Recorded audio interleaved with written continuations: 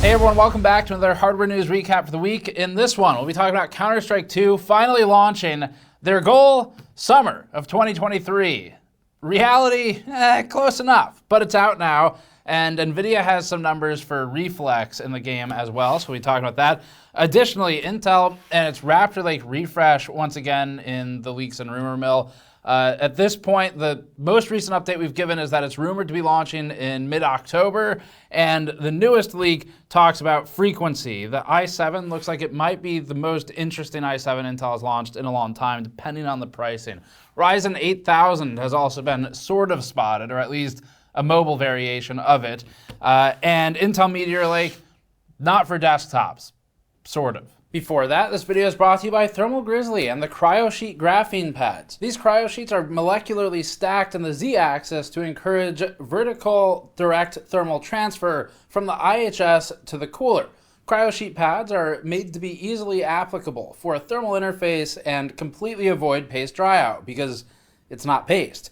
It makes them particularly useful for long service life systems with minimal maintenance. They come in multiple sizes for suitability on the most common laptops and desktop CPUs, and you can learn more at the Thermal Grizzly CryoSheets at the link in the description below. First up, a quick GN Store update. We're doing a 10% donation drive to the charity Cat Angels, which is a no-kill cat shelter. We've worked with them a lot over the years, I think probably going on like 5 years now. And we've done a lot of these for them in the past. So if you've been around on the channel, you'll recognize the name. But what we're doing here is 10% of the total GN Store product revenue for the next couple weeks will be donated directly to Cat Angels, which is a local shelter to us. We've been there. We actually brought them a computer years ago for their check-in and adoption system. They reached out to us just this past week and said that their landlord changed and the new one changed some of the rules. So they have to move. They found a new location. And moving's expensive, and we said, well, we'd be happy to do a drive and help you out. So anything you buy on store.gamersnexus.net for the next couple weeks, we're going to take 10% of that total store product revenue and give it straight to them. And of course, you can also just donate directly to them if you'd prefer to go that route, so they get all of it. And we'll link their site below in case you want to do that. Now, alongside this, we are launching our front-only version of this shirt. This was our disappointment design for last year where we did the disappointment PC build. This is the front only, so it's got the glitched out back with the, of course, BRG version of the front. We couldn't do RGB, maybe it's patented. There was a Liam Lee reference. So it's got the glitched out GPUs on the front, and that's the front only design a lot of you have been waiting for since we launched the disappointment build shirt. If you want to grab that, that's on the store right now. Supports us directly, and for the next couple weeks, it also supports Cat Angels. And then we also added some women's V-necks to stock on the store. So we don't have a ton of them, but we added some, and if you want to grab one, they're up there now on store.gamersnexus.net. Okay, Counter-Strike 2. This is the big story for the week. So CS2 has finally launched. Fun fact, there are 2 CS2s right now. We'll get to that in a moment. And Counter-Strike Global Offensive is dead. So the death of CSGO here, it's really interesting where they've done a full switchover and effectively converted CSGO into CS2. This new version of Valve's immensely popular FPS launched this Wednesday. It, again, completely replaces CSGO and its legacy spanning over 10 years at this point. And the switchover choice is interesting because it avoids a schism problem that Valve has faced in the past. We're moving from 1.6 to Counter-Strike Source. I was part of that move, I remember it. A lot of people stayed behind because they preferred the older title, especially during the early days of Source when it was sort of working itself out. The same thing happened from Source, where you had a lot of players choose one title over the other, and it splits the player base. So this kind of solves that forcefully, and it creates a situation where Valve can carry everyone forward. CS2 features several technological updates over its predecessor, including a move to the Source 2 engine. It also moves from DirectX 9 to DirectX 11. It overhauled the tick system, so it now has tickless game updates, and there's new volumetric smoke grenades that react to grenades and gunshots. The graphics and audio have also been completely overhauled while leaving map layout mostly unchanged for familiar maps. Gunplay should be identical as far as we're aware right now, other than maybe balance changes. And all of the items and cosmetics from CSGO are also moving to CS2, so there's no repurchase required for any of those. NVIDIA put out its own update because it couldn't let Valve have the spotlight on its own here, and this one talks about how the company worked with Valve to keep the latency as low as possible. Particularly, NVIDIA focuses on the Reflex system. NVIDIA claims the click-to-frame latency to be as low as 5 milliseconds with an RTX 4090. That said, that latency will come down with lower frame times and therefore higher frame rates, regardless of other pipeline improvements. So, for a like-for-like comparison, NVIDIA shows a gameplay scenario locked at 60 FPS, going from 49 milliseconds down to 32 with Reflex turned on. Ideally, we'd like to test this for ourselves. We're trying to find some time to do it, but we're not sure yet just because there's a lot of launches of games and hardware right now. If we did do that testing, though, one of our plans would be to look at AMD's hardware as well because they have their anti-lag solution. So it'd be good to get a refreshed look at both of them and not just NVIDIA's cards. We'd probably put Intel in there to some extent as well. And CS2 doesn't feature any other NVIDIA technologies, so you won't find ray tracing, you won't find DLSS, frame generation, or ray reconstruction in there. Confusingly, there's another CS2 coming out right now. We've seen a lot of requests for CS2 testing in the last few months. And eventually we became aware that people meant two different things. Cities Skylines 2 and Counter-Strike 2. We will likely be adding both to our CPU suite. It depends how GPU intensive they are. So if they're more CPU bound, then we'll put them in the CPU suite. If they're more GPU bound, we'll put them in the GPU suite, or maybe both if we're able to get the settings to work the way we want for that. All right, next one, Newegg wants to buy your old GPUs, maybe. So Newegg has launched a trade-in website, and it's for GPUs specifically. This is an initiative where Newegg says you can find a home for your old GPU. Maybe we should do the donation drive for them. It's like Cat Angels, except for GPUs, and it's instead of a charity, it's actually it's completely for profit because it's Newegg. So they say you can find a home for your old cards and, quote, make space for something new. We think this is more along the lines of GPU sales for new GPUs have plummeted to all-time or near all-time lows over the past year or so now. And at this point, that is for, we think, 3 reasons. One of them is a lot of people bought GPUs in 2020 and 2021, and they haven't had a compelling reason to upgrade yet. Another one is that vendors have done their best to price people out of upgrades, and we're only just now starting to get the mid-range cards. And then the third reason, we think, is that there's been a flood of excellent second-hand card prices and options as the mining boom has kind of collapsed and as the early 2020 surge has moved to the secondhand market. So Newegg's trying to take some of that secondhand market. We don't begrudge them for that. And it's kind of like the GameStop trade-in style route. It's an interesting concept, so let's look at it. Newegg's dedicated landing page covers the process. It's actually fairly transparent for some of the pricing, which we like. First off, customers can only trade in a card as part of a new GPU purchase. So Newegg is not just fencing parts here. Each Newegg sold new condition GPU product page has a dedicated button that launches a pop-up to check if the shopper's current GPU is eligible. It has a series of drop-downs that you can navigate, and if the system is satisfied, it'll produce an offer of trade-in value. The full pricing table is also on the landing page. It ranges from a pitiful $30 for an RX 5500 XT to $561 for an RTX 3090 Ti. These values aren't even on par with recently sold listings on eBay, but like with phone or game trade-ins, the idea is that you're giving up some of the value instead for convenience and, of course, to leave as much margin as possible for Newegg itself to probably resell them on its own store. An important note here is that not every single GPU, manufacturer, or SKU is eligible. The NVIDIA Founders Edition, for example, is not on the list of cards Newegg's interested in, at least right now. Brands that aren't normally in the North American market, like Gainward, aren't even on the list. After getting a trade-in value, customers need to proceed with the new GPU purchase for the full price. Newegg will provide a shipping label for the trade-in, which is a nice touch, so they're not making you pay for the shipping. And the customer sends the old card to be reviewed by Newegg. At that point, Newegg either accepts or rejects the trade-in GPU, and we took a look at the terms and conditions. It has some language that leaves the door open for Newegg to lower the offer after inspection based on condition or any similar factor. So, it would be interesting to know if the company would still accept a dirty or a marred item that's otherwise completely functional. Now, our understanding is that this is for working cards, so sending one in with 3 broken fans probably isn't part of their idea for this. The worst parts of the terms are under the rejection section, in which Newegg gives itself the power to dispose of trade-ins under certain conditions. Extra, damaged, incomplete, or incorrect items can all technically be just disposed, even though, depending on who you ask, since the transaction is not yet complete, they might still be considered property of the customer who sent them in at that point.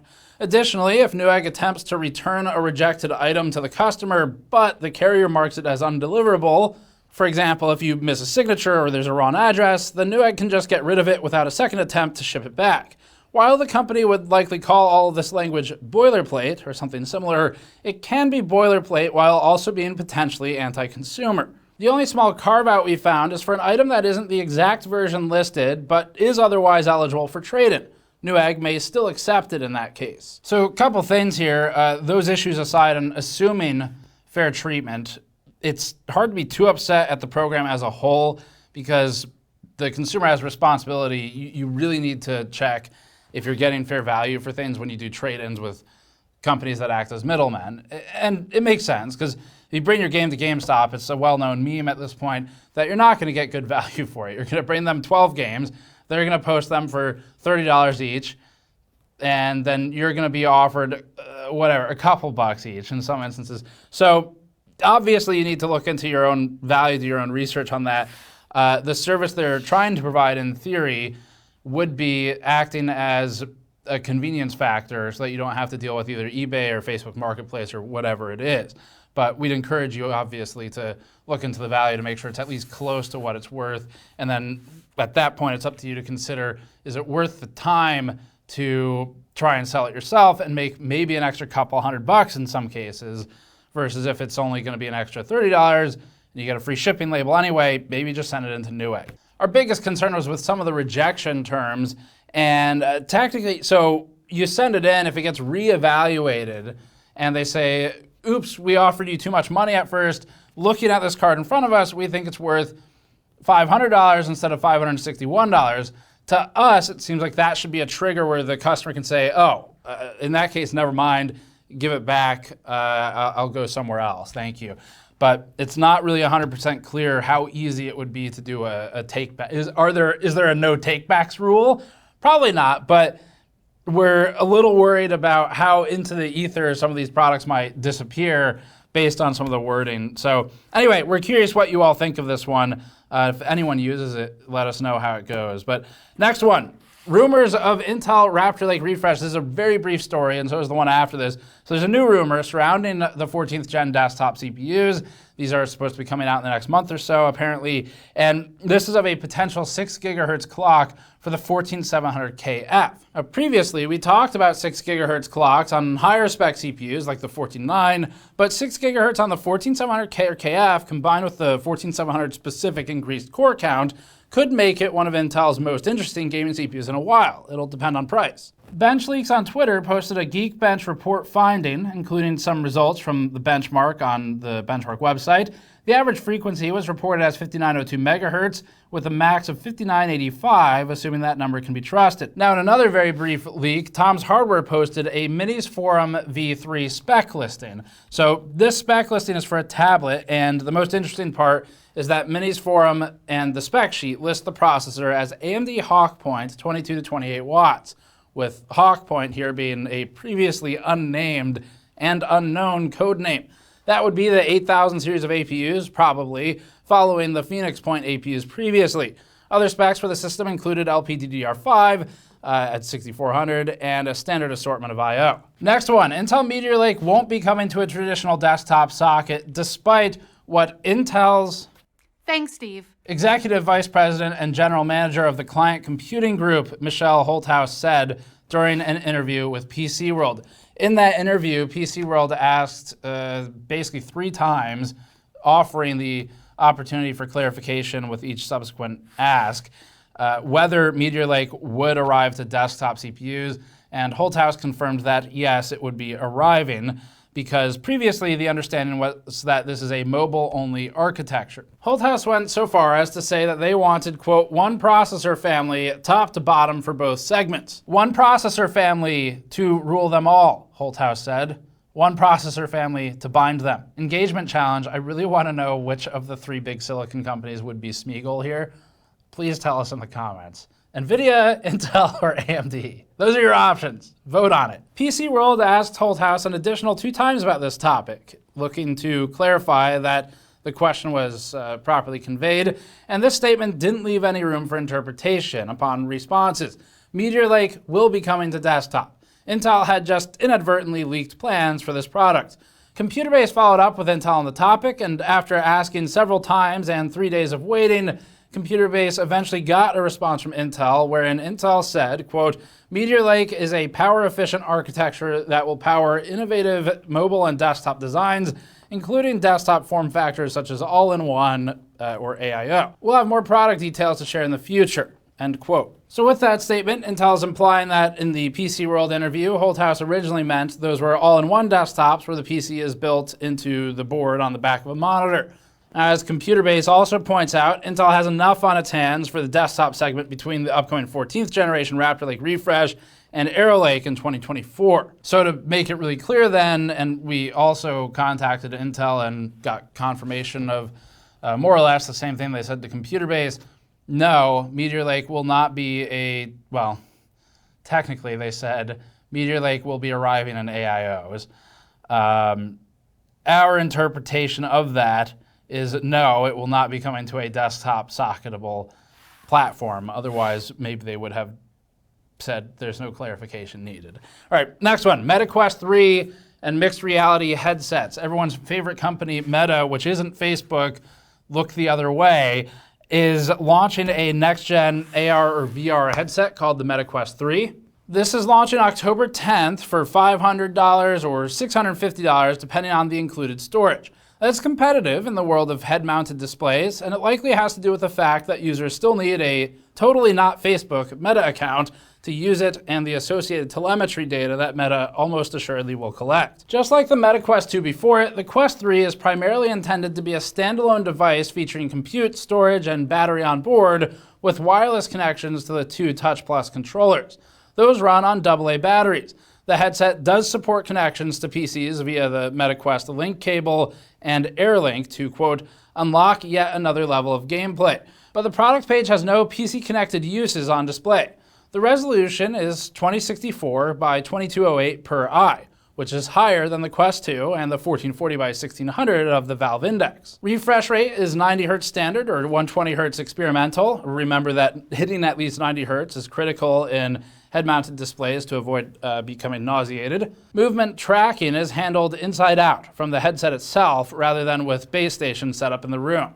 So that's an ease of use win for the new Meta HMD as well. It's also lighter. They say 515 grams compared to the Index's 809 grams. Battery life on the Quest 3 ranges from 1.5 hours in, quote, productivity mode, or 2.4 hours in gaming, and 2.9 hours in media consumption. The Index, being tethered, has infinite runtime. These comparisons are useful as a point of reference as well. But the 2 products are clearly aimed at different markets and possibly different users. Meta really wants to push the Quest 3 for what it calls, quote, immersive experiences, including games, fitness apps, and entertainment. That essentially means mobile games, dedicated lightweight VR games, and stuff like watching movies. The Quest 3 seems more like a down-spec'd version of Apple's Vision headset, with heavy mixed reality or augmented reality features. Fortunately, the Quest 3 can't display an uncanny rendering of your own eyes on the outside to freak out everyone around you. So it has that going for it. The front of the device has 2 cameras that can pass through full color, depth accurate images to the screens, enabling the user to navigate through real 3D space while using it. The processor on board is a Snapdragon XR2 Gen 2, which Meta claims can deliver double the performance of the Quest 2, along with 33% more memory, totaling 8 gigabytes. It's basically a phone strapped to your face with really good screens and lenses. Now, on paper, this should be one of the best VR headsets on the market, but locking it behind a Meta account and the potential for subpar PC integration will be the primary hurdles for its adoption, especially in the PC enthusiast crowd. And of course, waiting for Valve to make its next moves as well. Up now, NVIDIA founder and CEO Jensen Huang returned to his professional roots by serving breakfast for 100 people at a Denny's restaurant. Huang is said to have carried up to 10 plates on his arms at once. And no, this isn't a joke. And yes, NVIDIA is okay. The rare sighting of Jensen at his day job comes from Brian Catanzaro, NVIDIA's VP of Applied Deep Learning Research. Unfortunately, there's no video of the 10 plates thing. We looked a lot and we couldn't find one. This whole story was just weird, but kind of amusing. So why not? NVIDIA and Denny's held a joint event at the same restaurant where apparently, and we didn't know this, Jensen Huang many years ago, along with Chris Malachowski and Curtis Preem, had an early discussion about the idea of NVIDIA as a company and its first processor. The point of the event was for Denny's to promote itself, obviously, but it also unveiled a plaque on one of its booths in the restaurant dedicating it to the trillion-dollar company. Frankly, the fact that these two companies can work together to promote themselves in this fashion is un-American. The real American way would be for Denny's to say, "You sat in our booth, that's our trillion-dollar company." Huang is quoted as saying, quote, "Denny's has taught me so many lessons. I was a dishwasher. I was a busboy. I waited tables. No one can carry more coffee cups than I can." Huang immediately followed that up by commenting that working in the restaurant industry taught him humility, such as the humility of carrying more coffee cups than anyone else. Whoosh. Now, you expect hard-hitting reporting from us, so we reached out to NVIDIA. Actually, unironically, I actually did this. I actually spent someone's time at NVIDIA to ask them if they could clarify precisely how many coffee cups that is. And we got 2 people on it, and they both tried. Unfortunately, we can't quote our sources. They are deep within NVIDIA, and I don't think this was approved by legal, but we did get an answer. And the answer was, quote, "It's quite a lot. I think it was at one point 12 to 15. With cup reconstruction, it's more." Yes, this was a real story. And yes, we are actually covering it. So that's the news from our anonymous source. Anyway, we tried to find some actual reason to report on this.